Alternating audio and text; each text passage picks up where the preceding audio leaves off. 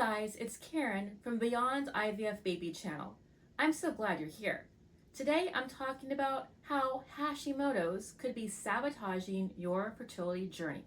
Yes, I had a thyroid issue, still do, as well as I found out years on my journey, Hashimoto's. How did I find out? Well, finally I saw an endocrinologist, had a whole lot of blood drawn, like 20 tubes, and we learned I have something called TPO antibodies.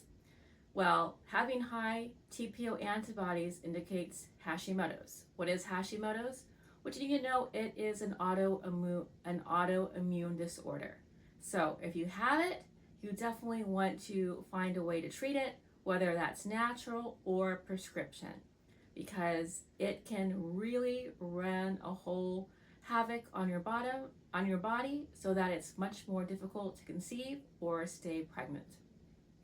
I would say more than 5 years into my journey, I learned I had Hashimoto's, and from then on, I found a functional doctor who was willing to prescribe me an alternative treatment by the name of LDN, low dose naltrexone, and the common fertility dose is 4.5 milligrams.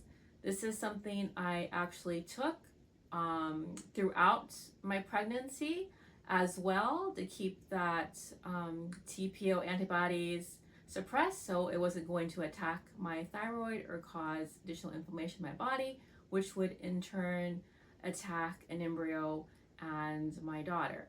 So if you have a thyroid condition already, you certainly want to check this if you're having trouble conceiving.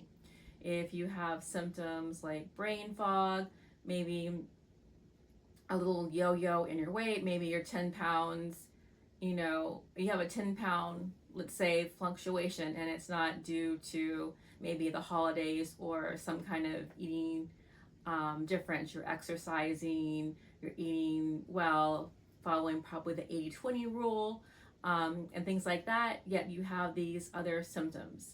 It might not just be, oh, you're getting older, you're over 35, and things have to be harder. They don't have to be.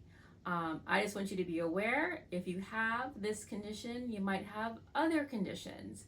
I have endometriosis as well, and that's another layer of an inflammatory autoimmune type response from your body where there's dysregulation.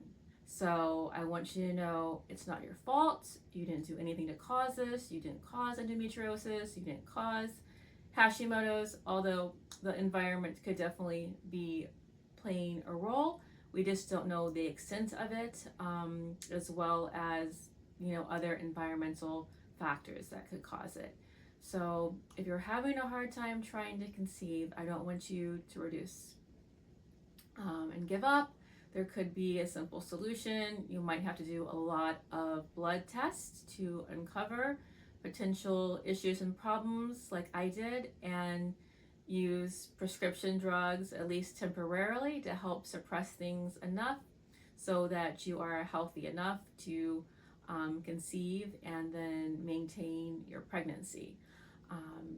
I hope that this is helpful to you, and if you don't take any medications for your thyroid, maybe you've only had a TSH test every year or so, you want to make sure you get the other tests that go along with it to get the full picture.